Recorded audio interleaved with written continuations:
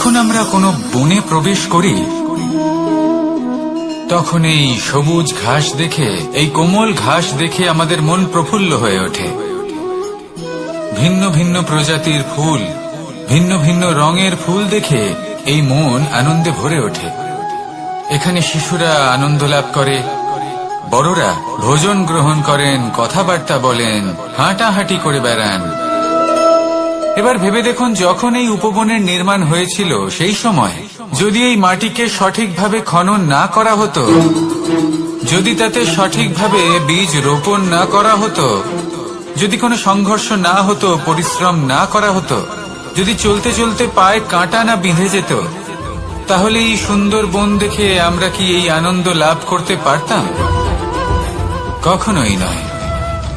ধরুন কোন নদীর তটে সুন্দর একটি বন আছে, সেই বনের আনন্দ লাভ করতে গেলে আপনাকে সেই নদী পার করতেই হবে। যদি সুখের নদীর কাছে পৌঁছতে চান, তাহলে তটে যে কাঁটা রয়েছে সেগুলোর সাথে সংঘর্ষ করতেই হবে। এই সংসারে যদি আপনি সুখ লাভ করতে চান, তাহলে সুখ লাভের এই যাত্রা শুরু করতে হবে সংঘর্ষ দ্বারা। তাহলে সংঘর্ষকে স্বাগত জানান, এর পেছনেই সুখ রয়েছে যা আপনার জন্য অপেক্ষা করছে। এবার হাসুন আর আমার সাথে ভালোবেসে বলুন, রাধা।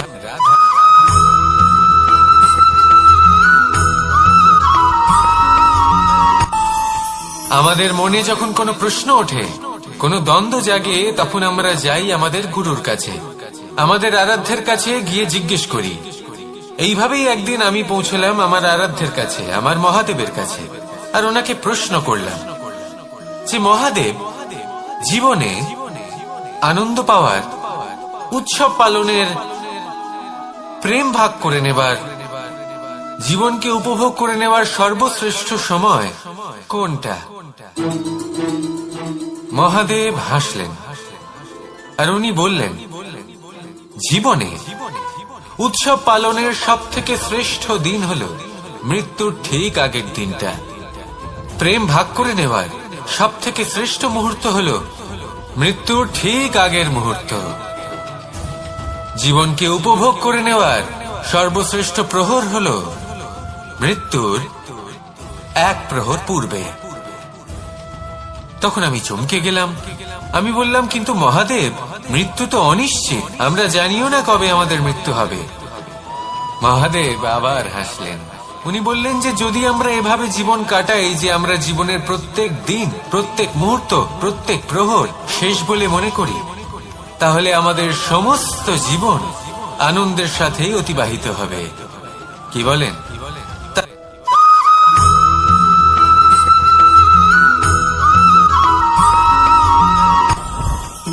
জীবনে কিছু শেখা অত্যন্ত গুরুত্বপূর্ণ। এবার কি কি শিখতে হবে সেই সব শেখানোর জন্য অনেক শিক্ষক রয়েছেন, কিন্তু কি শিখবেন না আর কি করবেন না, এটা আমাদের নিজের অভিজ্ঞতা দিয়ে শিখতে হয়। কিন্তু তার মানে এটা নয় যে যদি আপনাকে শিখতে হয় যে আগুনের তাপ কতটা, আপনাকে আগুনের মধ্যে হাত দিতে হবে। না, অন্য কারোর অভিজ্ঞতা দ্বারাও শিখতে পারেন। প্রশ্ন শুধুমাত্র একটাই যে আপনি কি শিখতে চান নাকি চান না। যদি আপনি এটাই ভাবেন যে আমি শুধুই নিজের অভিজ্ঞতা দ্বারাই শিখতে চাই, তাহলে জীবনকাল ছোট মনে হবে, অনেক কিছুই শিখতে পারবেন না। তাই নিজের সাথে সাথে বড়দের অভিজ্ঞতা দ্বারাও শেখা শুরু করে দিন। এই সংসারের অভিজ্ঞতা দ্বারা শিখতে শুরু করে দিন। আর এটা নিশ্চিত রূপে শেখা আবশ্যক যে কখন কি করবেন না, কোথায় থামতে হবে আর কোথায় থামবেন না। তাহলে আসুন আর আমার সাথে ভালোবেসে বলুন, রাধা রাধা।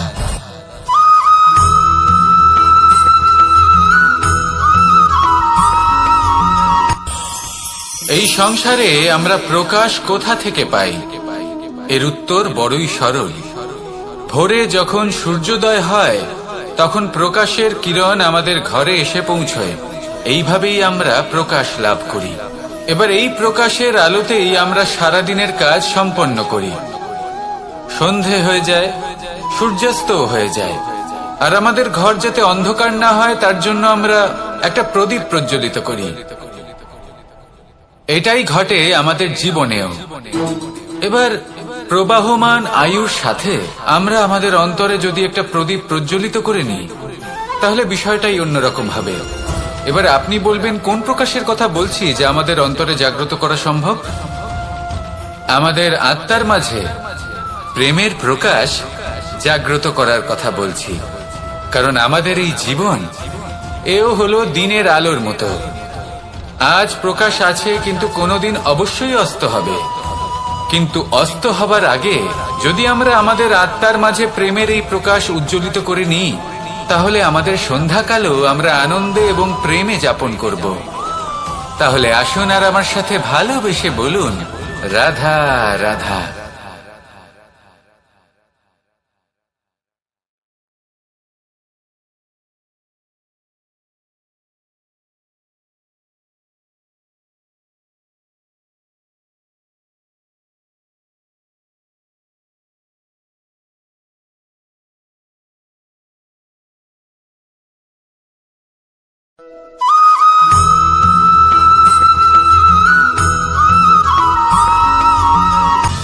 সময়, জীবন, কাল।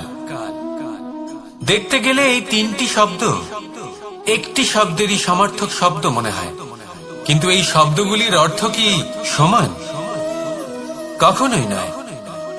হ্যাঁ, এই সময় চলতে থাকে, জীবন চলতে থাকে, কালচক্র চলতে থাকে। এই সময় কেটে যায়, কিন্তু এই জীবন একে যাপন করতে হয়। কি বলেন? এই জীবনে কিছু করুন বা কিছু না করুন, জীবন এমনি কেটে যাবে, আপনি জানতেও পারবেন না। কিন্তু সেটা আমাদের উদ্দেশ্য নয়, একে যাপন করতে হবে। এই জীবনে প্রেরণা পেতে শিখুন, প্রেরণা দিতে শিখুন, আহ্বান গ্রহণ করতে শিখুন, আহ্বান জানাতে শিখুন, মহান কাজ করতে শিখুন, ধন্যাত্মক বোধ জাগিয়ে তুলুন। জীবন অতিবাহিত করার অর্থ কি তা আপনি শিখে যাবেন। কারণ সময় কেটে যায়, সমস্ত যুগ কেটে যায়, কিন্তু জীবনের রীতি জীবন কাটিয়ে দেওয়া নয়, জীবন যাপন করা। এই জীবন সম্পূর্ণরূপে অনুভব করতে হবে, নতুন পথ বানাতে হবে। এবারে যদি এই জীবন বাঁচার সময় একবার ভেবে দেখুন, যদি মনে প্রেম থাকে, সদ্ভাবনা থাকে, তাহলে কি হবে? এই জীবনকে বাঁচার অনুভূতিটাই অন্যরকম হয়ে যাবে, একটা আনন্দময় অনুভূতি লাভ করবেন। তাহলে এটাই করুন আর আমার সাথে ভালোবেসে বলুন, রাধা রাধা।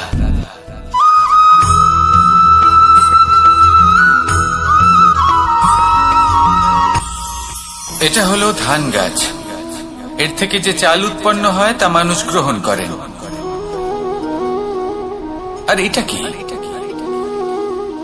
এ হলো জংলি ঘাস। একবার ভেবে দেখুন, যদি এই জংলি ঘাস ধান গাছের আশেপাশে থাকে তাহলে কি হবে? ধান উৎপন্ন হতে পারবে? তা উৎকৃষ্ট হতে পারবে? আমরা কি তা গ্রহণ করতে পারবো? কখনোই নয়। এই জংলি ঘাস ধানকে নষ্ট করে দেবে, কিন্তু নিজে জীবিত থাকবে। এটাই হলো আজকের শিক্ষা। এই সংসারে যদি আপনি নীতির পথে চলতে চান, উচিত কর্ম করতে চান, সংসারকে সেবা করতে চান, তাহলে জংলি ঘাসের মতো ব্যক্তিদের থেকে সবসময় দূরে থাকতে হবে। সেই ব্যক্তি যারা দুর্নীতি এবং মিথ্যা দ্বারা পরিপূর্ণ, যাদের ব্যবহার অশুভ, যাদের অনেক অশুভ গুণ রয়েছে, তারা সঠিক নয়। সেই সকল ব্যক্তি যাদের চরিত্র অত্যন্ত দুষ্ট হয়, তারা হয় শুভ চরিত্রের ব্যক্তিকে একদম নষ্ট করে দেয়, নয় নিজের মতো বানিয়ে তোলে। তাই যদি আপনি নীতির পথে চলতে চান, এই সংসারের জন্য শুভ কর্ম করতে চান, তাহলে সেই সঙ্গ লাভ করুন যে সঙ্গ জ্ঞানে পরিপূর্ণ, যাদের মধ্যে অনেক গুণ আছে, যাদের থেকে প্রতিদিন কিছু শিখতে পারবেন। এমন ব্যক্তির সাথে জীবন অতিবাহিত করুন, দুরাচারীদের থেকে দূরে থাকুন। তবেই এই মন প্রসন্ন হয়ে বলবে, রাধা রাধা।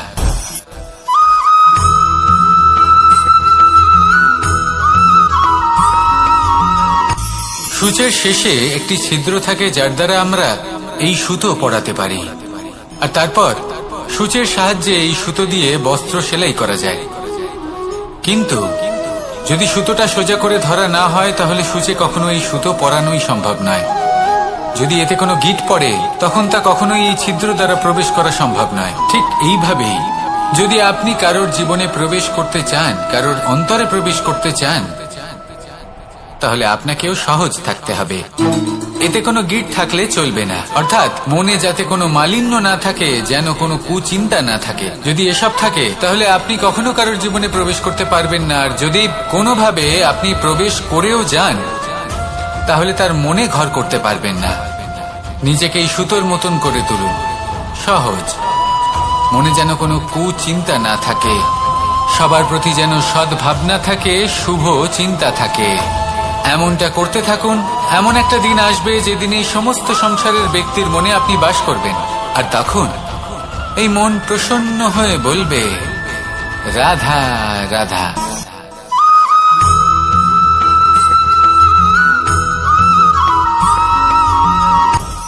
আপনি কখনো পর্বতের শিখরে উঠেছেন? আপনি দেখতে পাবেন পর্বতের পদতলে প্রচুর সুন্দর ফুল রয়েছে, সবুজ বনানী রয়েছে। যত আপনি ওপরে উঠতে থাকবেন, তত ফুল কমতে থাকবে, সবুজ বনানী কমতে থাকবে। আরো কিছুটা ওপরে উঠলে কাঁটা জাতীয় গাছ দেখতে পাবেন, শুকনো গাছ দেখতে পাবেন। আরো যদি ওপরে ওঠেন, তাহলে পাষাণ দেখতে পাবেন। আরো উপরে উঠলে হিমখণ্ড দেখতে পাবেন। এই যে পর্বত, তা মনুষ্য জীবনের সব থেকে উত্তম উদাহরণ। মানুষ যখন সাফল্যের শিখরে পৌঁছতে চান, মহানুভবতার শিখরে পৌঁছতে চান, পথে যত আস্তে আস্তে উপরে উঠতে থাকেন, ততই ভৌতিক বস্তু তার থেকে বিচ্ছিন্ন হতে থাকে। যদি তিনি সেই ভৌতিক বস্তুগুলি ত্যাগ না করতে পারেন, তাহলে কখনোই সেই স্থানে পৌঁছতে পারবেন না। আর মানুষ যদি উচিত ত্যাগ করতে পারেন, পথে অগ্রসর হতে থাকেন, এগোতে থাকেন, তাহলে একদিন না একদিন তিনি মহানুভবতার, জ্ঞানের, সাফল্যের হিমের স্বাদ অবশ্যই লাভ করবেন। মনে রাখবেন, মানব জীবনে ত্যাগ হলো অত্যন্ত গুরুত্বপূর্ণ অংশ। আসুন আমার সাথে ভালোবেসে বলুন, রাধা রাধা।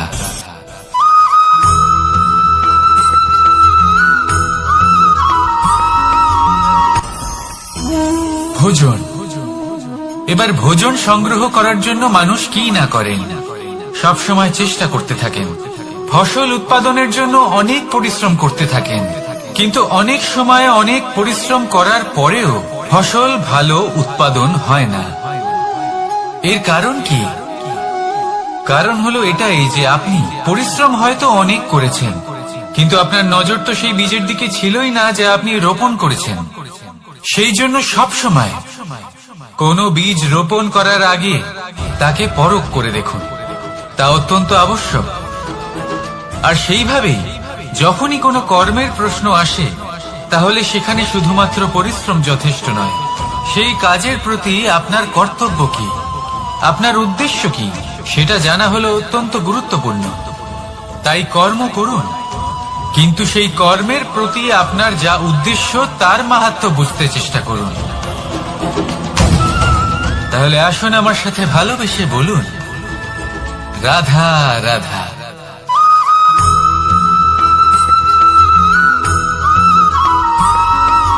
বসন্ত ঋতু, এই সময় মন আনন্দে ভরে থাকে। এমন মনে হয় যেন আমরা আকাশে বিচরণ করতে চলে যাই, কিন্তু সেটা তো সম্ভব নয়।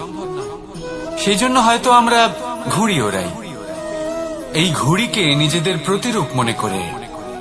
এবার অনেক মানুষ আছেন যারা ঘুড়ি ওড়ান, কিন্তু এই কর্মের সারমর্ম কি সেটা কজন বুঝতে পারেন? আপনি এটা মনে করুন যে আপনি হলেন সেই ঘুড়ি, আর এই সুতো যিনি ধরে রয়েছেন তিনি হলেন পরমাত্মা। আর এই সুতো যেখান থেকে শুরু হয়, সেই লাটাই হলো আমাদের কর্মচক্র। এবার আপনি নিজেই অনুমান করুন যে এই উড়ান কার ওপর নির্ভরশীল, পরমাত্মার ওপর আর আপনার কর্মের ওপর। যদি পরমাত্মা আপনার হাত ধরে থাকেন, আপনার সাথে থাকেন, যদি আপনি শুভ কর্ম করতে থাকেন, আপনি এই আকাশে উড়তে থাকবেন। কিন্তু কোথাও কোথাও যদি পরমাত্মার সাথে এই বন্ধন ছিন্ন হয়, আপনার কর্মচক্র খারাপ হয়ে যায় বা থেমে যায়, তাহলে আপনার এই ঘুড়ি কেটে যাবে আর দূরে কোনো গাছের ডালে গিয়ে আটকে যাবে। তাই শুধুমাত্র ঘুড়ি ওড়াবেন না, তার থেকে শিখুন। পরমাত্মার সাহচর্যে থাকুন, সবসময় শুভ কর্ম করতে থাকুন আর সবসময় এই আকাশে উড়তে থাকুন। আসুন আর আমার সাথে ভালোবেসে বলুন, রাধা।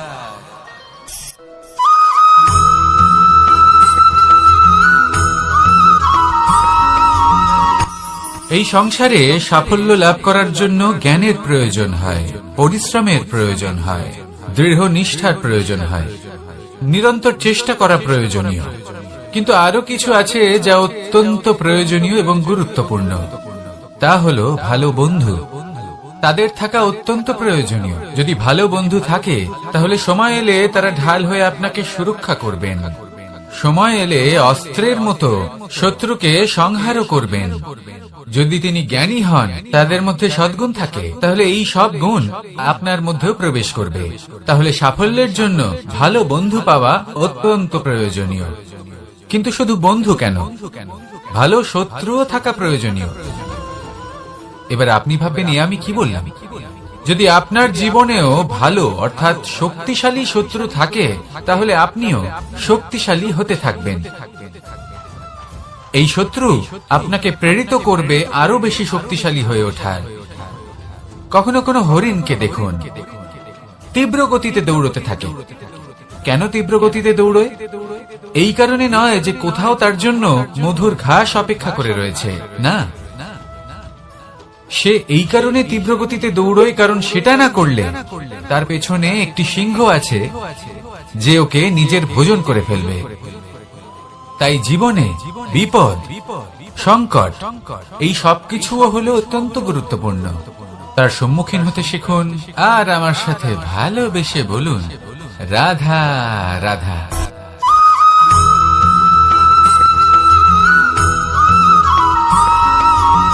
ভালো, শুধু ওনাদের কঠোর ব্যবহার দেখলে আমরা একটু ভয় পেয়ে যাই। এবার ওনাদের এই কঠোর ব্যবহার আমাদের ভালো না লাগলেও অত্যন্ত আবশ্যক, কারণ মাতার থেকে আমরা যে শক্তি লাভ করি তা যেন নিয়ন্ত্রণ হারিয়ে বিধ্বংসী না হয়ে ওঠে। আমরা যেন কোনো কুপথে না চলে যাই, আমরা কখনো যেন দোষ না করে ফেলি। শুধু সেই জন্য পিতা এবং গুরু একটু কঠোর হয়ে ওঠেন এবং ওনাদের এই কঠোর আচরণ ভবিষ্যতে গিয়ে আমরা অবশ্যই বুঝতে পারি। জীবনে কিছু বছর আমরা এগিয়ে যাই আর তারপর আমরা বুঝতে পারি যে বাবা এবং গুরু আমাদের যথেষ্ট ভালোবাসতেন, কিন্তু ওনাদের ভালোবাসার বহিঃপ্রকাশ আলাদা। প্রয়োজনীয় হলো এটা দেখার, এটা বোঝার যে শুরু থেকে আমাদের প্রতি ওনাদের আচরণ কেমন ছিল। ওনাদের কঠোর হওয়ার পেছনে ওনাদের ভালোবাসাটা বোঝার চেষ্টা করুন, ওনাদের চিন্তাটা বোঝার চেষ্টা করুন। ওনাদের পথ প্রদর্শনের আড়ালে আপনার ভবিষ্যতের জন্য যে পরিকল্পনা ওনারা করেছেন সেটা বোঝার চেষ্টা করুন। তখন আপনারা বুঝতে পারবেন ওনাদের ভালোবাসাকে। আপনার মনের মধ্যে আপনা থেকেই ওনাদের প্রতি সম্মান জেগে উঠবে। নিজের পিতা এবং নিজের গুরু এই দুজনের প্রতি কৃতজ্ঞতা প্রকাশ করুন আর আমার সাথে ভালোবেসে বলুন, রাধা রাধা।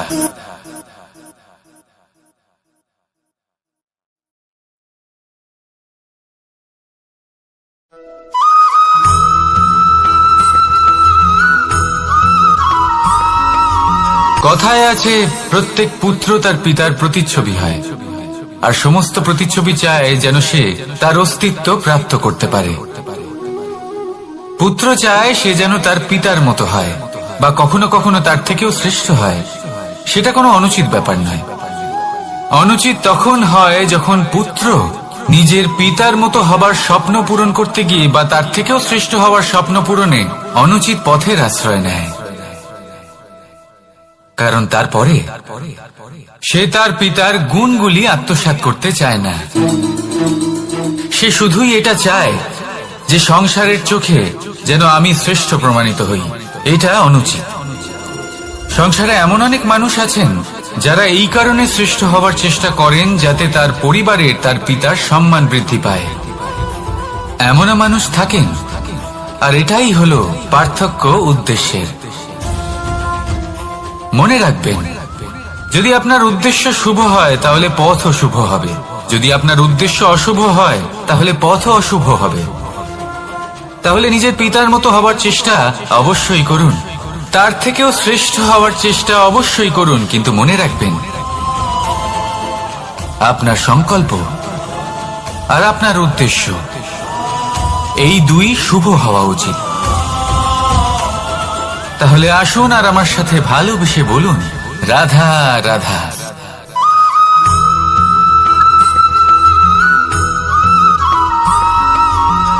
আপনি কখনো কোনো বাজকে নিজের বাসা বানাতে দেখেছেন? এই বাজ যখনই কোনো বাসা বানায় তখন উঁচু গাছের ডালে বা কোনো পর্বতের শিখরে বাসা বানায়, অনেক উচ্চতায়, আর সেখানে তার সন্তানও জন্মগ্রহণ করে। যখন এই সন্তানেরা জন্মায় তখন এই বাজ খুবই ভালোবেসে এবং খুব সাবধানে এদের পালন পোষণ করে, নিজের ঠোঁট দিয়ে তাদের ঠোঁটে খাবার পরিবেশন করে। কিন্তু যেই সেই সন্তানেরা হৃষ্টপুষ্ট হয়ে যায় এবং সেই কথা বাজ নিজে বুঝতে পেরে যায়, সেই বাজ নিজেই সেই বাসা ছিন্ন ভিন্ন করে দেয়।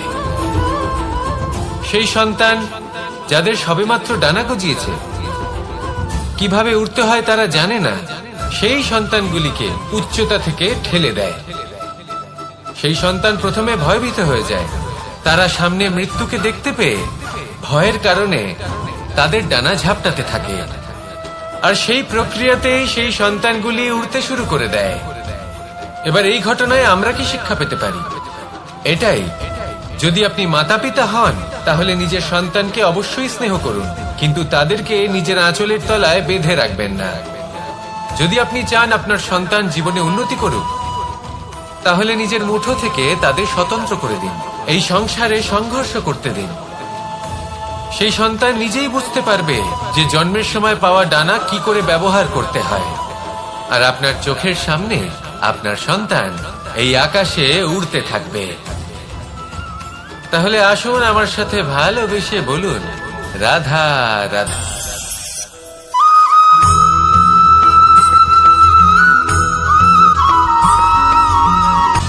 সময়, জীবন, কাল। দেখতে গেলে এই তিনটি শব্দ একটি শব্দেরই সমার্থক শব্দ মনে হয়, কিন্তু এই শব্দগুলির অর্থ কি সমান? কখনোই নয়। হ্যাঁ, এই সময় চলতে থাকে, জীবন চলতে থাকে, কালচক্র চলতে থাকে। এই সময় কেটে যায়, কিন্তু এই জীবন একে যাপন করতে হয়। কি বলেন? এই জীবনে কিছু করুন বা কিছু না করুন, জীবন এমনি কেটে যাবে, আপনি জানতেও পারবেন না। কিন্তু সেটা আমাদের উদ্দেশ্য নয়, একে যাপন করতে হবে। এই জীবনে প্রেরণা পেতে শিখুন, প্রেরণা দিতে শিখুন, আহ্বান গ্রহণ করতে শিখুন, আহ্বান জানাতে শিখুন, মহান কাজ করতে শিখুন, ধন্যাত্মক বোধ জাগিয়ে তুলুন। জীবন অতিবাহিত করার অর্থ কি তা আপনি শিখে যাবেন, কারণ সময় কেটে যায়, সমস্ত যুগ কেটে যায়, কিন্তু জীবনের রীতি জীবন কাটিয়ে দেওয়া নয়, জীবন যাপন করা। এই জীবন সম্পূর্ণরূপে অনুভব করতে হবে, নতুন পথ বানাতে হবে। এবারে যদি এই জীবন বাঁচার সময় একবার ভেবে দেখুন, যদি মনে প্রেম থাকে, সদ্ভাবনা থাকে, তাহলে কি হবে? এই জীবনকে বাঁচার অনুভূতিটাই অন্যরকম হয়ে যাবে, একটা আনন্দময় অনুভূতি লাভ করবেন। তাহলে এটাই করুন আর আমার সাথে ভালোবেসে বলুন, রাধা রাধা।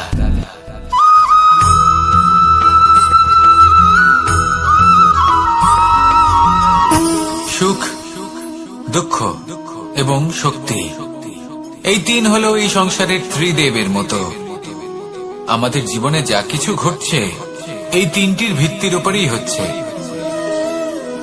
আসলে এই সংসারের একটা নিয়ম আছে, যখনই আপনি কিছু লাভ করেন এই সংসার আপনার পরীক্ষা নেয়, এটা জানার জন্য আপনার পরীক্ষা নেয় যে আপনি যা কিছুই লাভ করেছেন আপনি কি আদৌ সেটার যোগ্য কিনা।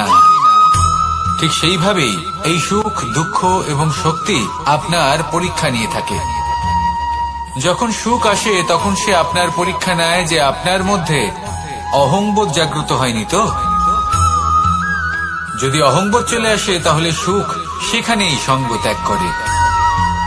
দুঃখ আপনার ধৈর্যের পরীক্ষা নিতে থাকে, আর যদি আপনার মধ্যে ধৈর্য না থাকে তাহলে এটা আপনাকে আরো বেশি দুঃখের গভীর অন্ধকারে ঠেলে দেবে। সেখানে শক্তি পরীক্ষা নেয় আপনার বিনম্রতার। যদি আপনি বিনম্র না হন তাহলে হয় এই শক্তি আপনার সঙ্গ ত্যাগ করবে, নয় এই শক্তি বিনম্রতার অভাবে আপনার পতনের কারণ হতে পারে। এই সংসারে যে কোনো ব্যক্তি যিনি এই পরীক্ষায় উত্তীর্ণ হয়ে থাকেন এই জীবনে তিনি সাফল্য লাভ করেন। আসুন আমার সাথে ভালোবেসে বলুন, রাধা রাধা।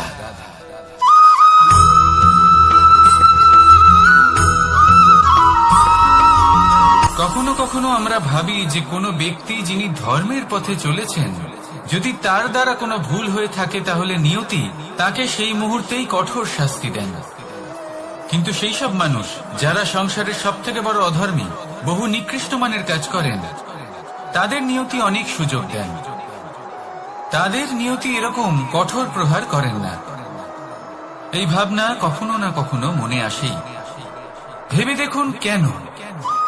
আসলে জীবনকে বেশিরভাগ মানুষ একভাবেই দেখে থাকেন, বিভিন্ন স্তরে একে দেখা উচিত। এবার আপনি বলুন, এই সংসারে কোনো অধর্মী কখনো প্রেরণার উৎস হতে পারেন? কখনোই নয়। যে মানুষ নিজের আত্মাকে মলিন করে ফেলেছেন তিনি এই সংসারকে কিভাবে প্রেরণা যোগাবেন? উনি নিজেই বুঝতে পারেন না কোনটা করা উচিত, ধর্ম কোনটা। তাই নিয়তি তাকে একটা সুযোগ দেন, এটা বোঝার সুযোগ দেন যে কোনটা উচিত, কোনটা ধর্ম। সুযোগ দেন নিজের বিবেক জাগিয়ে তোলার, তাকে সুযোগ দেন নিজের অন্তরাত্মার ডাক শোনার। যখন তাতেও কাজ হয় না তখন নিয়তির কাছে একটাই পথ বাকি থাকে, আর তা হল মহাবিনাশ।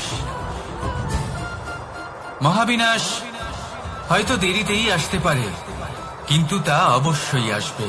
আর যখন মহাবিনাশ আসে তখন মহাবিনাশের যন্ত্রণা সমগ্র মানব জীবনের যন্ত্রণার থেকে অনেক বেশি হয়। এই কথাটা সবসময় মনে রাখবেন। আর অন্যদিকে যে মানুষ ধর্মের পথে চলছেন তার দ্বারা যদি কোনো ভুল হয়ে থাকে তখন নিয়তি তার পরীক্ষা নেন। কিছুক্ষণের জন্য মানুষের মনে হতে পারে নিয়তি তাকে কঠোর শাস্তি দিয়েছেন।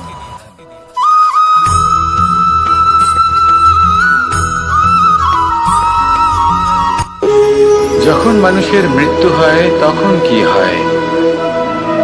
অনেক সংখ্যক মানুষ শোক পালন করতে চলে আসেন। যে ব্যক্তি মৃত্যু লাভ করেছেন তার অনেক বস্তু থাকে যেগুলো তার প্রিয়, যেগুলো তিনি ব্যবহার করেছেন। তার শয্যা, তার বস্ত্র, তার আভূষণ সবকিছু তার থেকে বিচ্ছিন্ন করা হয় এবং খালি হাতে তাকে শ্মশানের উদ্দেশ্যে রওনা করা হয়। আমি আপনাকে এই প্রশ্ন করতে চাই, আপনি এই সংসারে কি অর্জন করেছেন?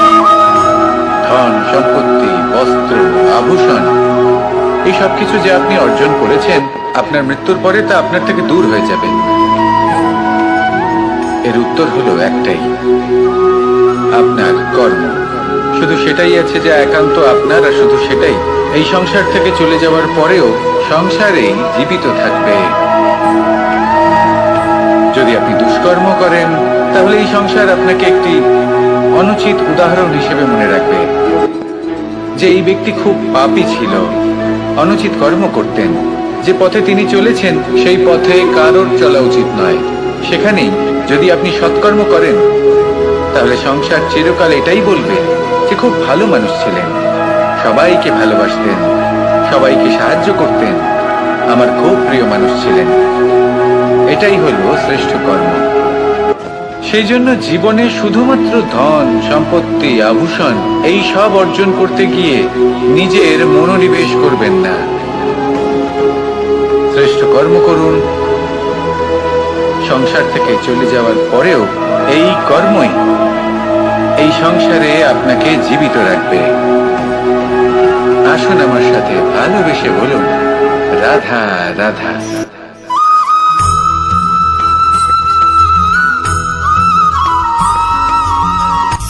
সূচের শেষে একটি ছিদ্র থাকে, যার দ্বারা আমরা এই সুতো পরাতে পারি, আর তারপর সূচের সাহায্যে এই সুতো দিয়ে বস্ত্র সেলাই করা যায়। কিন্তু যদি সুতোটা সোজা করে ধরা না হয়, তাহলে সূচে কখনো এই সুতো পরানোই সম্ভব নয়। যদি এতে কোনো গিঁট পড়ে, তখন তা কখনোই এই ছিদ্র দ্বারা প্রবেশ করা সম্ভব নয়। ঠিক এইভাবেই যদি আপনি কারোর জীবনে প্রবেশ করতে চান, কারোর অন্তরে প্রবেশ করতে চান, তাহলে আপনাকেও সহজ থাকতে হবে। এতে কোনো গিঁট থাকলে চলবে না, অর্থাৎ মনে যাতে কোনো মালিন্য না থাকে, যেন কোনো কুচিন্তা না থাকে। যদি এসব থাকে, তাহলে আপনি কখনো কারোর জীবনে প্রবেশ করতে পারবেন না। আর যদি কোনোভাবে আপনি প্রবেশ করেও যান, তাহলে তার মনে ঘর করতে পারবেন না। নিজেকে এই সুতোর মতন করে তুলুন, সহজ। মনে যেন কোনো কুচিন্তা না থাকে, সবার প্রতি যেন সদ্ভাবনা থাকে, শুভ চিন্তা থাকে। এমনটা করতে থাকুন। এমন একটা দিন আসবে যেদিন এই সমস্ত সংসারের ব্যক্তির মনে আপনি বাস করবেন, আর তখন এই মন প্রসন্ন হয়ে বলবে, রাধা রাধা।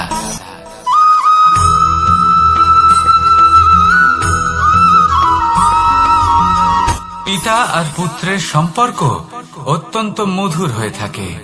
পিতা স্বপ্ন দেখেন, তাকে পূর্ণ করার সকল সম্ভাব্য চেষ্টা করেন, কিন্তু তাও অনেক সময় ওনার স্বপ্ন অপূর্ণ থেকে যায়। তখন পিতা ভাবেন যে স্বপ্ন উনি পূর্ণ করতে পারেননি, ওনার সন্তান তা অবশ্যই পূরণ করবে। যে স্থানে উনি কখনো পৌঁছতে পারেননি, সেই স্থানে ওনার পুত্র অবশ্যই পৌঁছবে। পিতা নিজের সন্তানের ভবিষ্যৎ নিয়ে সেই স্বপ্ন দেখেন, আর যখন সেই সন্তান সামনে এগোতে থাকে, তখন তার দুঃখ হয় না, বরং গর্ব হয়। ওনার ভালো লাগে এটা দেখে যে ওনার সন্তান অনেক উন্নতি করছে। কিন্তু যখন সন্তান নিজের অভিভাবকের শক্তি দেখে, তার যশ দেখে হিংসা করতে থাকে, সমস্যা সেইখানেই শুরু হয়। সেই জন্য সকল সন্তানকে এটা মনে রাখতে হবে। দেখুন, পুত্র হবার সুবাদে, এক সন্তান হবার সুবাদে এটা হলো আপনার অধিকার যে আপনি আপনার পিতার থেকে বেশি উন্নতি করবেন। আপনার পিতাও এটাই চান, কিন্তু সুস্থভাবে এটা করুন। একটা রেখা টেনে নিন, যাতে আপনি তাতে এগোতে পারেন, আর আপনার পিতার তাতে গর্ববোধ হয়, আর সেই বিষয়ে দুঃখ না হয় যে আমার সন্তান আমাকেই ছোট করার চেষ্টা করছে।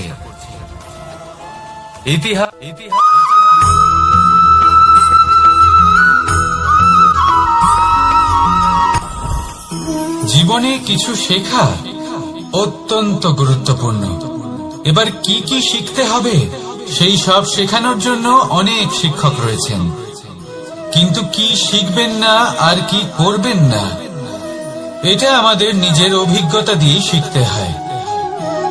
কিন্তু তার মানে এটা নয় যে যদি আপনাকে শিখতে হয় যে আগুনের তাপ কতটা, আপনাকে আগুনের মধ্যে হাত দিতে হবে। না, অন্য কারোর অভিজ্ঞতা দ্বারাও শিখতে পারেন। প্রশ্ন শুধুমাত্র একটাই যে আপনি কি শিখতে চান নাকি চান না। যদি আপনি এটাই ভাবেন যে আমি শুধুই নিজের অভিজ্ঞতা দ্বারাই শিখতে চাই, তাহলে জীবনকাল ছোট মনে হবে, অনেক কিছুই শিখতে পারবেন না। তাই নিজের সাথে সাথে বড়দের অভিজ্ঞতা দ্বারাও শেখা শুরু করে দিন। এই সংসারের অভিজ্ঞতা দ্বারা শিখতে শুরু করে দিন। আর এটা নিশ্চিত রূপে শেখা আবশ্যক যে কখন কি করবেন না, কোথায় থামতে হবে আর কোথায় থামবেন না। তাহলে আসুন আর আমার সাথে ভালোবেসে বলুন, রাধা রাধা।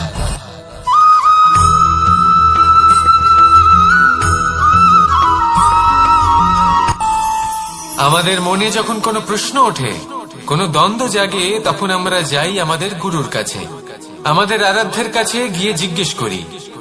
এইভাবেই একদিন আমি পৌঁছলাম আমার আরাধ্যের কাছে, আমার মহাদেবের কাছে, আর ওনাকে প্রশ্ন করলাম যে মহাদেব, জীবনে আনন্দ পাওয়ার উৎসব পালনের, প্রেম ভাগ করে নেবার, জীবনকে উপভোগ করে নেওয়ার সর্বশ্রেষ্ঠ সময় কোনটা? মহাদেব হাসলেন আর উনি বললেন, জীবনে উৎসব পালনের সব থেকে শ্রেষ্ঠ দিন হল মৃত্যুর ঠিক আগের দিনটা। প্রেম ভাগ করে নেওয়ার সব থেকে শ্রেষ্ঠ মুহূর্ত হল মৃত্যুর ঠিক আগের মুহূর্ত। জীবনকে উপভোগ করে নেওয়ার সর্বশ্রেষ্ঠ প্রহর হল মৃত্যুর এক প্রহর পূর্বে। তখন আমি চমকে গেলাম। আমি বললাম, কিন্তু মহাদেব, মৃত্যু তো অনিশ্চিত, আমরা জানিও না কবে আমাদের মৃত্যু হবে। মহাদেব আবার হাসলেন। উনি বললেন যে যদি আমরা এভাবে জীবন কাটাই যে আমরা জীবনের প্রত্যেক দিন, প্রত্যেক মুহূর্ত, প্রত্যেক প্রহর শেষ বলে মনে করি, তাহলে আমাদের সমস্ত জীবন আনন্দের সাথেই অতিবাহিত হবে। কি বলেন?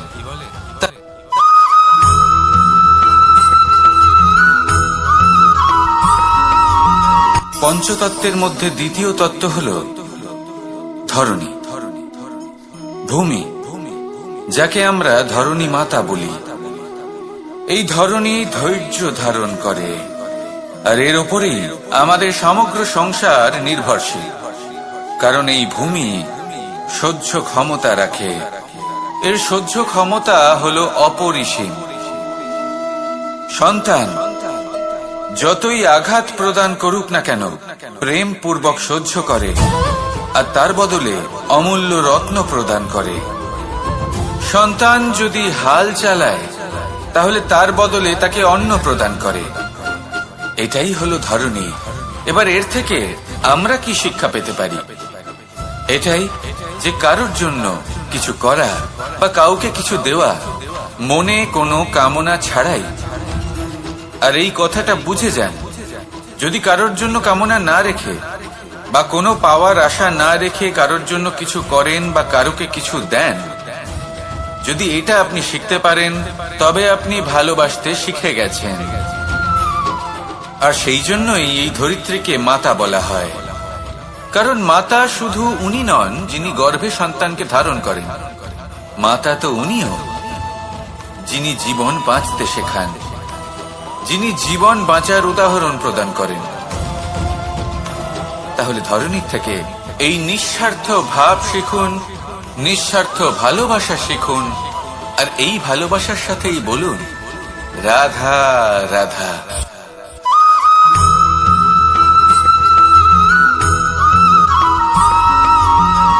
এই সংসারে কোনো বস্তু হোক বা ব্যক্তি হোক, তার একার গুরুত্ব কিন্তু খুব বেশি নয়। একটা উদাহরণ হিসেবে বৃষ্টির ফোঁটাকে ভেবে দেখুন। যদি একটি বৃষ্টির ফোঁটা হয় তাহলে তার খুব বেশি গুরুত্ব থাকে না, কিন্তু যখন সহস্র বৃষ্টির ফোঁটা মেঘের মধ্যে দিয়ে ঝরে পড়ে, তখন সেটা বর্ষার রূপ ধারণ করে। সেই বর্ষা যা এই প্রকৃতিকে শান্ত করে। সেইভাবেই পাথরের ছোট টুকরো, তার খুব বেশি গুরুত্ব থাকে না, কিন্তু যখন অসংখ্য পাথরের টুকরো একত্রিত হয় তখন তা পর্বতের আকার ধারণ করে। সেইভাবেই কিছু মানুষ যখন একত্রিত হন তখন তৈরি হয় পরিবার, কিছু পরিবার যখন একত্রিত হয় তখন তৈরি হয় সমাজ, যখন অনেক সংখ্যক সমাজ একত্রিত হয় তখন তৈরি হয় রাজ্য। এবার এই রাজ্যের সব থেকে গুরুত্বপূর্ণ ব্যক্তি হতে পারেন রাজা, কিন্তু তাও সেই রাজা একা কিছু করতে পারেন না। যুদ্ধ লড়ার সময় তারও নিজের সৈন্যদলকে প্রয়োজন পড়ে। কিন্তু এই সংসারে এমন একজন ব্যক্তি আছেন যিনি একাই সব কাজ করতে থাকেন, এবং সেই ব্যক্তি হলেন মা। আমাদের জীবনে একজন পিতার ভূমিকা কিন্তু নিঃসন্দেহে অমূল্য, কিন্তু আমাদের সকলের জীবনে যে ভূমিকা একজন মায়ের তা অন্য কারোর থাকে না। একজন মা একাই সন্তানকে বড় করতে পারেন, সংস্কারী করে তুলতে পারেন, তার জন্য পরিশ্রম করেন। আর এত কিছু কাজ করার পরেও তার কাজের জন্য তিনি প্রশংসা অবশ্য পান না। উল্টে যদি সেই সন্তান অনুচিত পথে চালিত হয়, অনুচিত কর্ম করে, তখন সেই মাকেই অপবাদের পাত্র হয়ে উঠতে হয়। আমাদের জীবনে মায়ের যোগদান কতটা সেটা বুঝুন।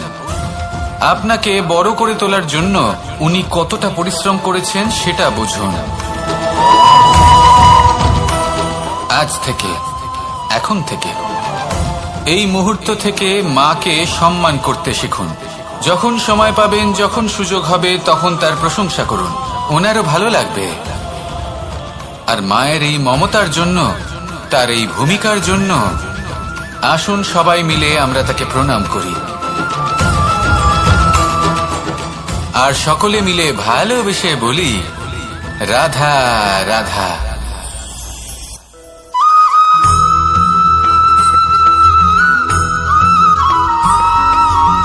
পঞ্চতত্ত্বের মধ্যে দ্বিতীয় তত্ত্ব হল ধরণী, ভূমি, যাকে আমরা ধরণী মাতা বলি।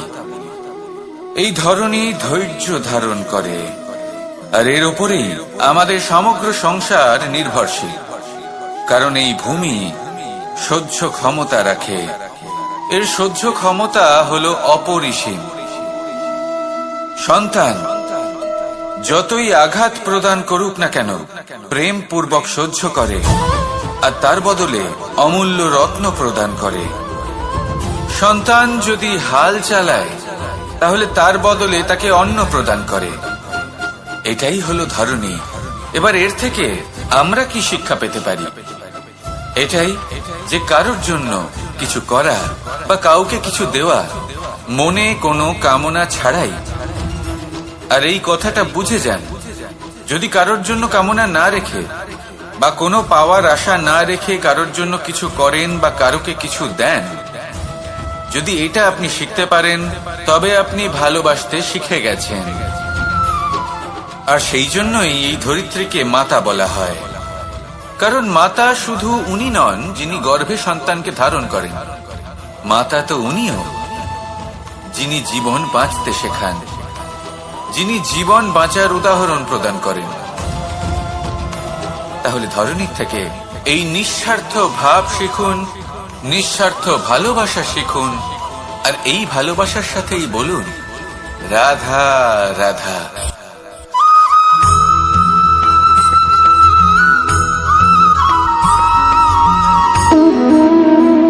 সম্পর্ক হলো আমাদের জীবনের একটি আধার।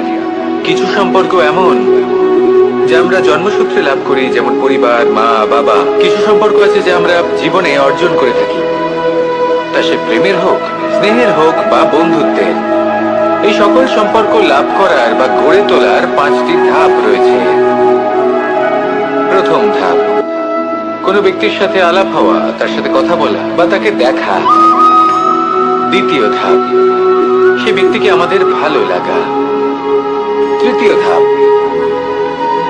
আমাদের এটা চাইতে শুরু করা যে জীবনে এই ব্যক্তি যেন আমাদের বন্ধু হন, আমাদের জীবনে থাকেন, বা আমাদের কাউকে ভালোবেসে ফেলা। আর এটা আমাদের ভাবা বা চাওয়া যে সেই ব্যক্তি যেন আজীবন আমার সাথে থাকেন, আমার জীবনে আমার সাথী হয়ে। চতুর্থ ধাপ, লাভ করা। এবার এই ধাপটি অনেক মানুষের পক্ষে খুবই সরল হয়, বড়ই সরল ভাবে নিজেদের সঙ্গীকে লাভ করে থাকেন। কিছু মানুষের জন্য এই ধাপ অত্যন্ত কঠিন হয়ে থাকে। অনেক প্রতিকূল পরিস্থিতির উপর জয়লাভ করে তারা সঙ্গীকে লাভ করেন, কিন্তু লাভ অবশ্যই করেন। এরপরে আসে পঞ্চম, অন্তিম এবং সব থেকে গুরুত্বপূর্ণ ধাপ। সেটা হলো সেই সম্পর্ক পালন করা। এটা হলো এমন এক বিষয় যা প্রত্যেক মানুষের শেখা উচিত। যদি ব্যক্তি নিজের জীবনে সম্পর্ক রক্ষা করতে শিখে যান, তবে প্রত্যেক সম্পর্ক তার জীবনকে স্বর্গ করে তুলবে। আসুন আর আমার সাথে ভালোবেসে বলুন, রাধা রাধা।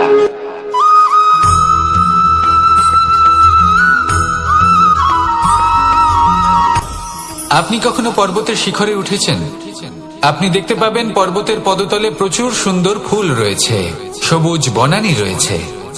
যত আপনি ওপরে উঠতে থাকবেন, তত ফুল কমতে থাকবে, সবুজ বনানী কমতে থাকবে। আরো কিছুটা ওপরে উঠলে কাঁটা জাতীয় গাছ দেখতে পাবেন, শুকনো গাছ দেখতে পাবেন। আরো যদি ওপরে ওঠেন তাহলে পাষাণ দেখতে পাবেন। আরো উপরে উঠলে হিমখণ্ড দেখতে পাবেন। এই যে পর্বত, তা মনুষ্য জীবনের সব থেকে উত্তম উদাহরণ। মানুষ যখন সাফল্যের শিখরে পৌঁছতে চান, মহানুভবতার শিখরে পৌঁছতে চান, পথে যত আস্তে আস্তে উপরে উঠতে থাকেন, ততই ভৌতিক বস্তু তার থেকে বিচ্ছিন্ন হতে থাকে। যদি তিনি সেই ভৌতিক বস্তুগুলি ত্যাগ না করতে পারেন, তাহলে কখনোই সেই স্থানে পৌঁছতে পারবেন না। আর মানুষ যদি উচিত ত্যাগ করতে পারেন, পথে অগ্রসর হতে থাকেন, এগোতে থাকেন, তাহলে একদিন না একদিন তিনি মহানুভবতার, জ্ঞানের, সাফল্যের হিমের স্বাদ অবশ্যই লাভ করবেন। মনে রাখবেন, মানব জীবনে ত্যাগ হলো অত্যন্ত গুরুত্বপূর্ণ অংশ। আসুন আমার সাথে ভালোবেসে বলুন, রাধা রাধা।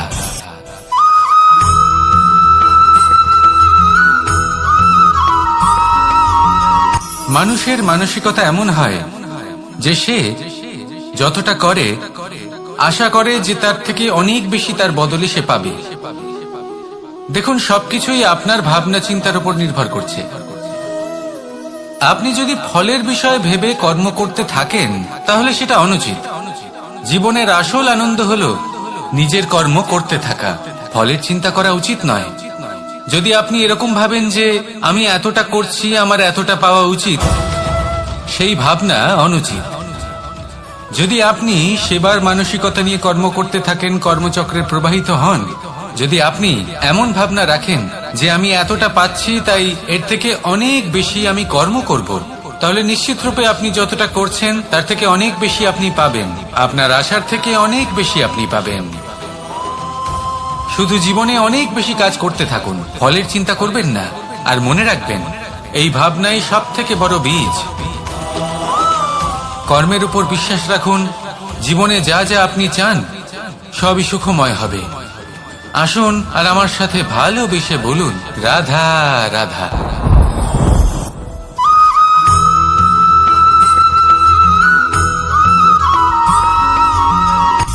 সূচের শেষে একটি ছিদ্র থাকে, যার দ্বারা আমরা এই সুতো পরাতে পারি। আর তারপর সূচের সাহায্যে এই সুতো দিয়ে বস্ত্র সেলাই করা যায়। কিন্তু যদি সুতোটা সোজা করে ধরা না হয়, তাহলে সূচে কখনো এই সুতো পরানোই সম্ভব নয়। যদি এতে কোনো গিঁট পড়ে, তখন তা কখনোই এই ছিদ্র দ্বারা প্রবেশ করা সম্ভব নয়। ঠিক এইভাবেই যদি আপনি কারোর জীবনে প্রবেশ করতে চান, কারোর অন্তরে প্রবেশ করতে চান, তাহলে আপনাকেও সহজ থাকতে হবে। এতে কোনো গিঁট থাকলে চলবে না, অর্থাৎ মনে যাতে কোনো মালিন্য না থাকে, যেন কোনো কুচিন্তা না থাকে। যদি এসব থাকে, তাহলে আপনি কখনো কারোর জীবনে প্রবেশ করতে পারবেন না। আর যদি কোনোভাবে আপনি প্রবেশ করেও যান, তাহলে তার মনে ঘর করতে পারবেন না। নিজেকে এই সুতোর মতন করে তুলুন, সহজ। মনে যেন কোনো কুচিন্তা না থাকে, সবার প্রতি যেন সদ্ভাবনা থাকে, শুভ চিন্তা থাকে। এমনটা করতে থাকুন। এমন একটা দিন আসবে যেদিন এই সমস্ত সংসারের ব্যক্তির মনে আপনি বাস করবেন। আর তখন এই মন প্রসন্ন হয়ে বলবে, রাধা রাধা।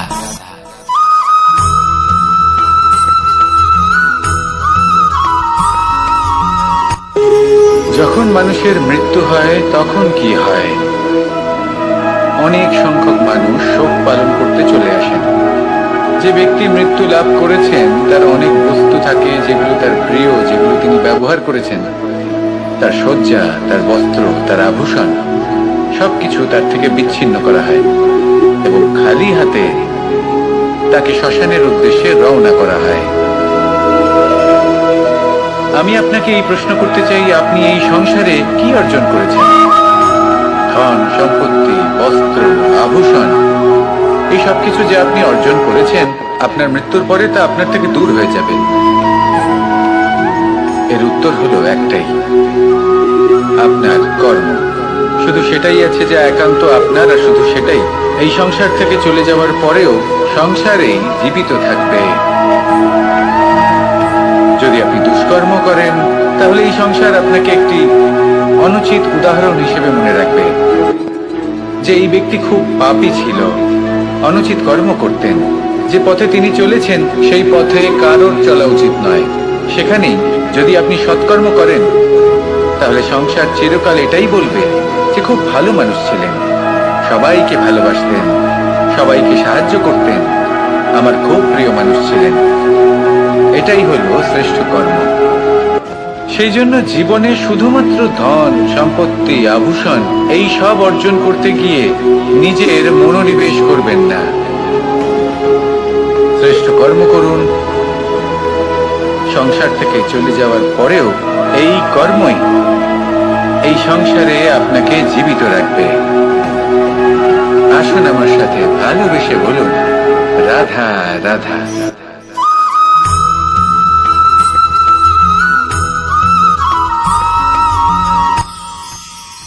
মানুষ তার জীবনে দুই ধরনের পরিস্থিতিকে খুব ভয় পায়। এক, কোনো কারণবশত কারোর সামনে নত হওয়া। দুই, কোনো কারণে নিজের চরিত্র থেকে, নিজের মূল্যবোধ থেকে বিচ্যুত হওয়া। এবার কেন হয় এরকম যে কথায় কথায় কারোর সামনে নত হতে হয়? কেন বারংবার নিজের চরিত্র থেকে চ্যুত হতে হয়? এরকম কেন হয়? এটা তখনই হয় যখন আমাদের শিক্ষা এবং মূল্যবোধের অভাব থাকে।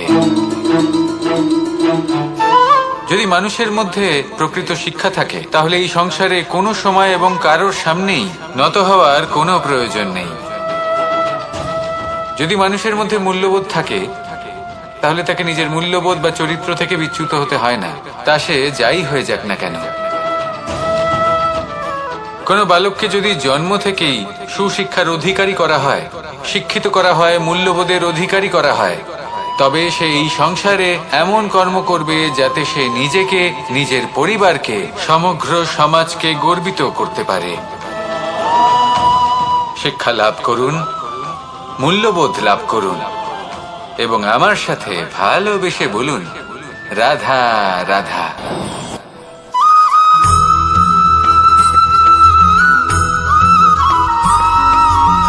কথায় আছে যে এমন কোনো অক্ষর নেই যার দ্বারা কোনো মন্ত্র হয় না। এমন কোনো বনস্পতি নেই যা নিজেই একটা ঔষধি নয়। পৃথিবীর এমন কোনো ব্যক্তি নেই যার মধ্যে কোনো যোগ্যতা থাকে না। শুধু প্রয়োজন হলো যে ব্যক্তিকে আমরা খুঁজে চলেছি তাকে সঠিকভাবে চিনে নেওয়া। যদি তার যোগ্যতা, তার বিশেষত্ব আমরা বুঝতেই না পারি, তাহলে আর লাভ কি রইল? এই সংসারে এমন অনেক ব্যক্তি রয়েছেন যারা ছোট ছোট অসফলতার কারণে আপনাকে এটা বলে দেবে যে আপনি কোনো কাজের নন, আপনি হলেন মূর্খ, আপনি কিছুই করতে পারবেন না। এইসব কথায় কখনোই বিশ্বাস করবেন না, কারণ আপনি এবং প্রত্যেকটি জীব এই পরমাত্মা এবং এই প্রকৃতির সৃষ্টি, যা অত্যন্ত বিশেষ। যদি আপনাকে উদাহরণ দিই, তাহলে একদিকে আছে তরোয়াল, একটা বড় লম্বা তরোয়াল, যার দ্বারা যুদ্ধ করা যায়, জয়লাভ করা যায়। আর অন্যদিকে রয়েছে একটা ছোট্ট সূচ, কিন্তু যে কাজ একটা ছোট্ট সূচ করতে পারে তা একটা তরোয়াল দ্বারা সম্ভব নয়।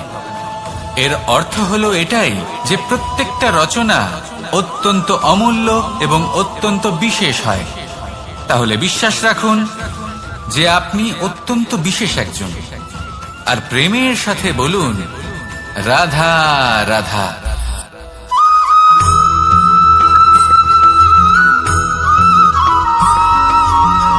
এই সংসারে কোনো বস্তু হোক বা ব্যক্তি হোক, তার একার গুরুত্ব কিন্তু খুব বেশি নয়। একটা উদাহরণ হিসেবে বৃষ্টির ফোঁটাকে ভেবে দেখুন। যদি একটি বৃষ্টির ফোঁটা হয় তাহলে তার খুব বেশি গুরুত্ব থাকে না, কিন্তু যখন সহস্র বৃষ্টির ফোঁটা মেঘের মধ্যে দিয়ে ঝরে পড়ে, তখন সেটা বর্ষার রূপ ধারণ করে। সেই বর্ষা যা এই প্রকৃতিকে শান্ত করে। সেইভাবেই পাথরের ছোট টুকরো, তার খুব বেশি গুরুত্ব থাকে না, কিন্তু যখন অসংখ্য পাথরের টুকরো একত্রিত হয় তখন তা পর্বতের আকার ধারণ করে। সেইভাবেই কিছু মানুষ যখন একত্রিত হন তখন তৈরি হয় পরিবার, কিছু পরিবার যখন একত্রিত হয় তখন তৈরি হয় সমাজ, যখন অনেক সংখ্যক সমাজ একত্রিত হয় তখন তৈরি হয় রাজ্য। এবার এই রাজ্যের সব থেকে গুরুত্বপূর্ণ ব্যক্তি হতে পারেন রাজা, কিন্তু তাও সেই রাজা একা কিছু করতে পারেন না। যুদ্ধ লড়ার সময় তারও নিজের সৈন্যদলকে প্রয়োজন পড়ে। কিন্তু এই সংসারে এমন একজন ব্যক্তি আছেন যিনি একাই সব কাজ করতে থাকেন, এবং সেই ব্যক্তি হলেন মা, আমাদের জীবনে একজন পিতার ভূমিকা কিন্তু নিঃসন্দেহে অমূল্য, কিন্তু আমাদের সকলের জীবনে যে ভূমিকা একজন মায়ের তা অন্য কারোর থাকে না। একজন মা একাই সন্তানকে বড় করতে পারেন, সংস্কারী করে তুলতে পারেন, তার জন্য পরিশ্রম করেন।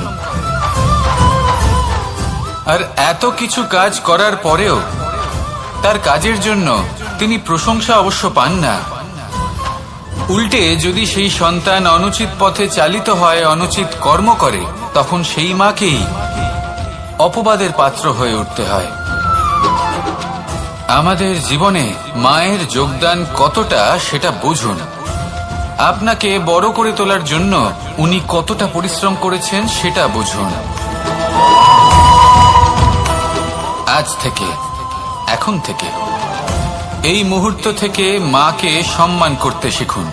যখন সময় পাবেন, যখন সুযোগ হবে, তখন তার প্রশংসা করুন, ওনারও ভালো লাগবে। আর মায়ের এই মমতার জন্য, তার এই ভূমিকার জন্য আসুন সবাই মিলে আমরা তাকে প্রণাম করি, আর সকলে মিলে ভালোবেসে বলি, রাধা রাধা।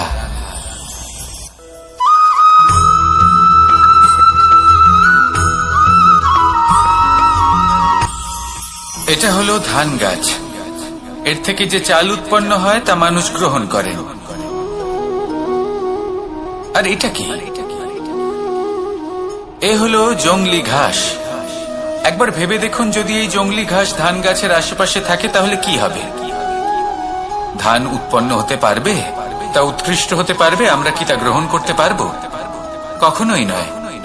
এই জংলি ঘাস ধানকে নষ্ট করে দেবে, কিন্তু নিজে জীবিত থাকবে।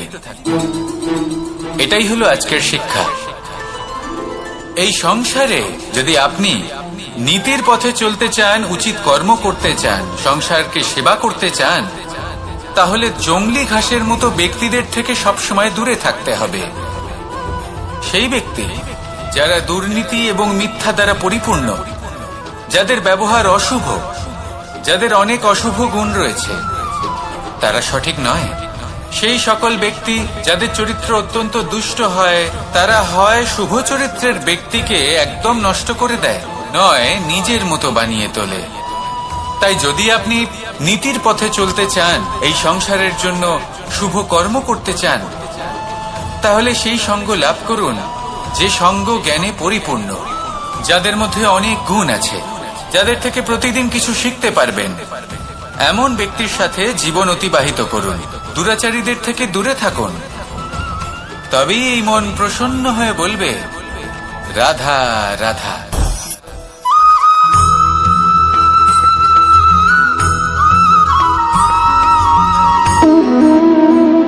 সম্পর্ক হলো আমাদের জীবনের একটি আধার। কিছু সম্পর্ক এমন যা আমরা জন্মসূত্রে লাভ করি, যেমন পরিবার, মা, বাবা। কিছু সম্পর্ক আছে যে আমরা জীবনে অর্জন করে থাকি, তা সে প্রেমের হোক, স্নেহের হোক বা বন্ধুত্বের। এই সকল সম্পর্ক লাভ করার বা গড়ে তোলার 5টি ধাপ রয়েছে। প্রথম ধাপ, কোনো ব্যক্তির সাথে আলাপ হওয়া, তার সাথে কথা বলা বা তাকে দেখা। দ্বিতীয় ধাপ, সে ব্যক্তিকে আমাদের ভালো লাগা। তৃতীয় ধাপ,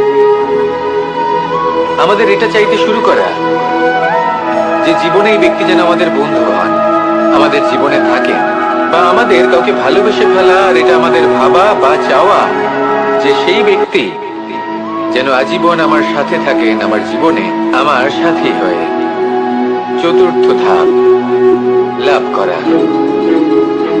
এবার এই ধাপটি অনেক মানুষের পক্ষেই খুবই সরল হয়, বড়ই সরল ভাবে নিজেদের সঙ্গীকে লাভ করে থাকেন।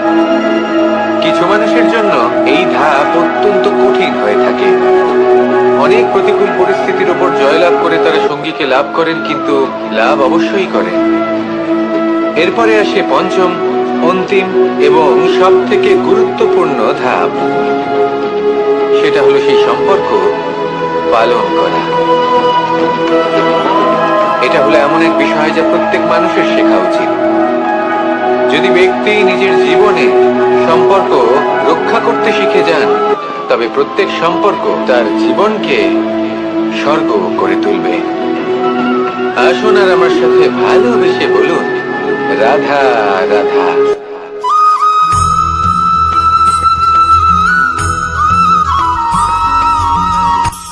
কখনো কোনো বাগানের কোনো বৃক্ষকে দেখেছেন যেখানে সুগন্ধি ফুল থাকে, রসালো ফল থাকে? তখন মন প্রফুল্ল হয়ে ওঠে, মন থেকে সেই বৃক্ষের প্রতি ভালোবাসা জন্মায়। কিন্তু যিনি বাগানের মালিক, শুধুমাত্র তিনিই জানেন যে কিভাবে এই বৃক্ষকে আগলে রাখতে হয়, কিভাবে তার পরিচর্যা করলে এতে সুন্দর সুগন্ধি ফুল হবে, রসালো ফল হবে। কখনো কখনো প্রয়োজনের থেকে বেশি রোদ পেলে এই বৃক্ষগুলি শুকিয়ে যায়, প্রয়োজনের থেকে কম রোদ পেলেও এই বৃক্ষ কিন্তু শুকিয়ে যায়। প্রয়োজনের থেকে কম জল যদি পায়, এই বৃক্ষ শুকিয়ে যেতে পারে। প্রয়োজনের থেকে অতিরিক্ত জল যদি পায়, তখনও এই বৃক্ষের শিকড়গুলি নষ্ট হয়ে যেতে পারে। এবার এটাই কিন্তু আমাদের সংসারের সাথেও হয়। আমাদের সংসারের সকল প্রতিভাশালী ব্যক্তি, যেমন লেখক, বিচারক, প্রবক্তা, যোদ্ধা, এদের সবার ক্ষেত্রে এই কথাটাই প্রযোজ্য। যদি বেশি প্রশংসা করা হয়, তাহলেও এরা হারিয়ে যাবেন। প্রয়োজনের থেকে বেশি যদি নিন্দা করা হয়, তখনও তারা নত হয়ে পড়বেন।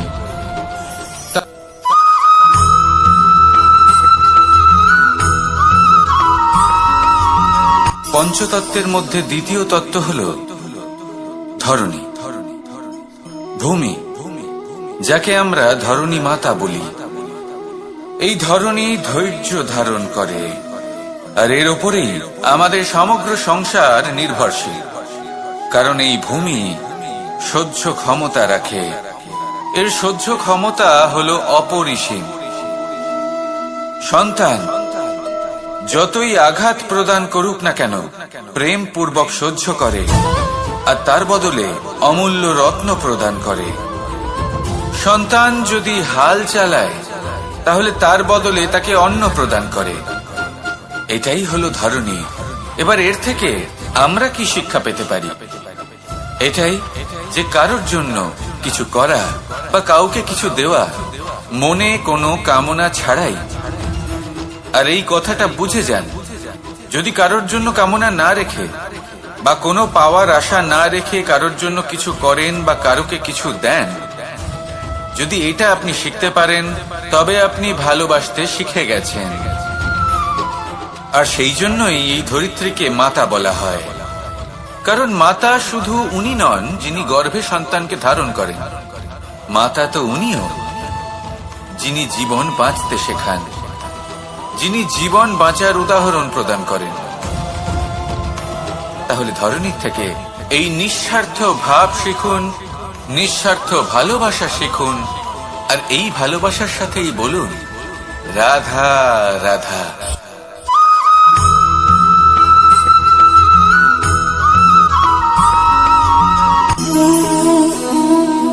নিয়তি। রাধা আমাকে বলে, কৃষ্ণ, যদি তুমি জানো যে নিয়তিতে কি আছে, তাহলে তাকে বদলে দাও না কেন? মহাদেব আমাকে বলেন যে শ্রীকৃষ্ণ, যদি আপনি এটা জানেন যে সাম্বের নিয়তি এটাই, তাহলে আপনি তাকে বদলানোর চেষ্টা কেন করেন? কেন? কারণ আমি একজন পিতা, আর পিতার কর্তব্য এটাই, তিনি যেন সম্ভাব্য সব চেষ্টা করেন নিজের সন্তানের মঙ্গলের জন্য। নিয়তি আমি জানি, কিন্তু এটাও আমি জানি যে কর্মের থেকে বড় আর কোনো নিয়তি হতে পারে না। অভিজ্ঞতাও রয়েছে যে কর্মের হাতে নিয়তির এই চক্র বদলে যেতে পারে। তাই জীবনে যদি আপনার কখনো এমন মনে হয় যে এটা তো অসম্ভব, তখনও চেষ্টা করা কখনোই ছাড়বেন না। কে বলতে পারে আপনারই কর্মের কোনো এক বীজ হয়তো নিয়তির চাকায় আটকে গেল, আর নিয়তিকে নিজের পথ পাল্টাতে হলো, ঠিক কিনা? সেই জন্য নিয়তিকে ভাগ্য মেনে নিয়ে চুপ করে বসে থাকবেন না। নিজের নিয়তি স্বয়ং নিজের কর্মের দ্বারা নির্ধারিত করুন, কারণ আপনার এই কর্মের ওপরেই আপনার অধিকার রয়েছে। আর এই অধিকারকে নিয়তি অনেক সময় সম্মানও করে। তাহলে আসুন আর আমার সাথে ভালোবেসে বলুন, রাধা রাধা।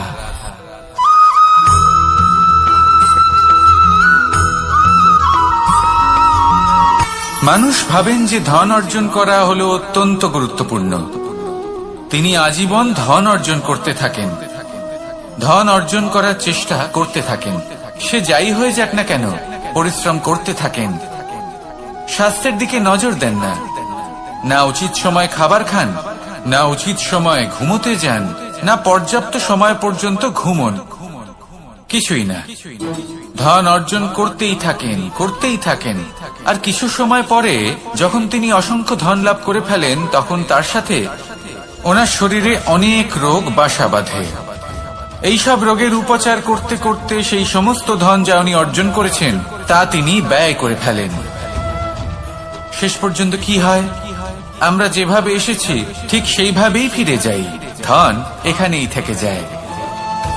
দেখুন, একটা অত্যন্ত গুরুত্বপূর্ণ কথা রয়েছে যে আপনার বোঝা উচিত। এই যে ধন, তার ব্যবহার করুন জীবনকে আরো ভালো করে তোলার জন্য। ধনের সদ্ব্যবহার করা উচিত, এমন যেন না হয় এই ধন আপনাকে ভোগ করে ফেলে। এই জীবনকে নিশ্চিত রূপে আরো শ্রেষ্ঠ করে তুলুন। কিন্তু এই ধন অর্জন করার এই প্রক্রিয়াতে নিজের সারা জীবনকে নষ্ট করে ফেলবেন না। এই জীবন উপভোগ করতে শিখুন, আর আমার সাথে ভালোবেসে বলুন, রাধা রাধা।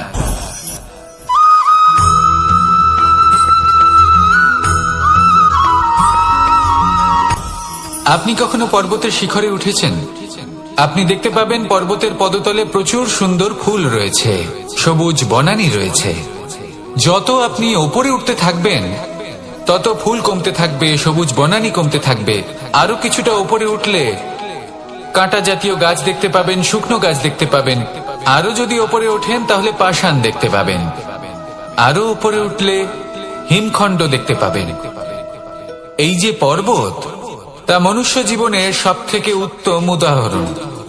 মানুষ যখন সাফল্যের শিখরে পৌঁছতে চান, মহানুভবতার শিখরে পৌঁছতে চান, পথে যত আস্তে আস্তে উপরে উঠতে থাকেন ততই ভৌতিক বস্তু তার থেকে বিচ্ছিন্ন হতে থাকে।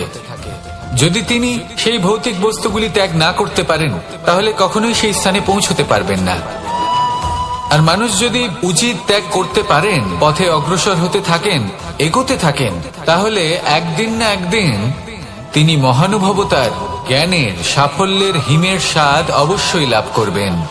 মনে রাখবেন, মানব জীবনে ত্যাগ হলো অত্যন্ত গুরুত্বপূর্ণ অংশ। আসুন আমার সাথে ভালোবেসে বলুন, রাধা রাধা।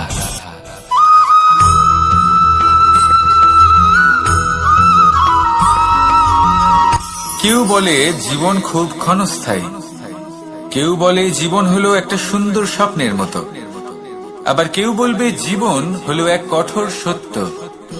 কিন্তু জীবন আসলে কি? জীবন হলো আপনারই প্রতিবিম্ব, একটা দর্পণ।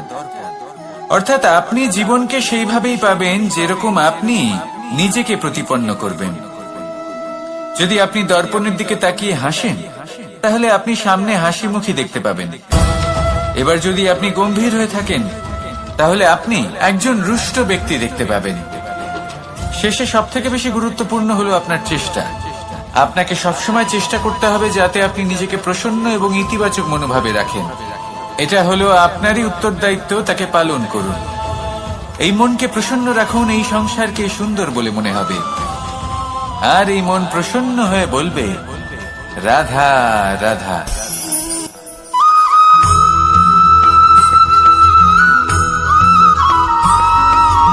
আমাদের শরীর প্রকৃতির সর্বশ্রেষ্ঠ রচনা। যে অঙ্গ প্রত্যঙ্গ আমরা লাভ করেছি, প্রত্যেকটির মধ্যে একটি নিজস্ব বার্তা রয়েছে। একটু ভেবে দেখুন, দুটি চোখ দিয়েছে দেখার জন্য, দুটি কান দিয়েছে শোনার জন্য, নাসিকাও আছে দুটি, দুটি হাত দিয়েছে দ্বিগুণ পরিশ্রম করার জন্য। কিন্তু জীব শুধুমাত্র একটি। তার উপরেও তীক্ষ্ণ বলিষ্ঠ দাঁত দিয়েছে তার রক্ষার জন্য। কখনো ভেবে দেখেছেন কেন?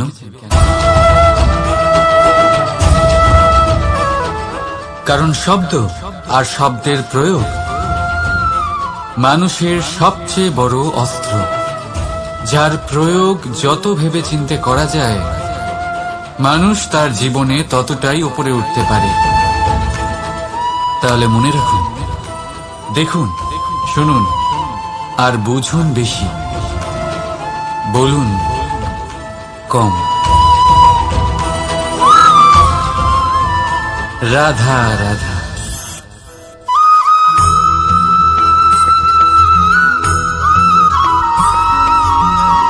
জীবন কিসের উপর নির্ভরশীল? ধনের উপর? বৈভবের অনুভব যদি আপনি করতে চান তাহলে তা পাবেন শুধু একতার দ্বারা, সংগঠনের দ্বারা। যদি আপনাকে উদাহরণ দিই, নিজের এই হাতটাকে দেখুন, 5টা আঙুল রয়েছে। কোনো একটা বস্তুকে নিজের একটা আঙুল দ্বারা তুলে ধরার চেষ্টা করে দেখুন, বড়ই কষ্ট হবে। তখন আপনি বুঝতে পারবেন, যখন এই 5টি আঙুল একত্রিত হয় তখন কোনো কাজ কতটা সহজ হতে পারে। এটাই হলো শক্তি, একতার। সব থেকে ভালো উদাহরণ যদি আপনাকে দিই, তাহলে বাঁশি। এই বাঁশি থেকে অত্যন্ত মধুর সুর নির্গত হয়, যা সবার মন প্রসন্ন করে দেয়। এই কথা সত্যি। কিন্তু এই বাঁশি আমি একটা বা দুটো আঙুল দিয়ে বাজাতে পারবো না। আমাকে প্রত্যেকটা আঙুল ব্যবহার করতেই হবে, তবেই এর থেকে মধুর সুর নির্গত হবে, যা সকলকে প্রসন্ন করবে। ঠিক কিনা? ঠিক এইভাবেই যদি আপনি চান যে আপনার জীবনরূপী বাঁশি থেকেও মধুর সুর নির্গত হোক বা সবার মনকে প্রসন্ন করে তুলুক, তাহলে আপনাকেও জীবনে একতা নিয়ে আসতেই হবে। আপনি একাও কর্ম করতে পারেন, পথ চলতেও পারেন, সামনেও এগোতে পারেন, সাফল্যও লাভ করতে পারেন।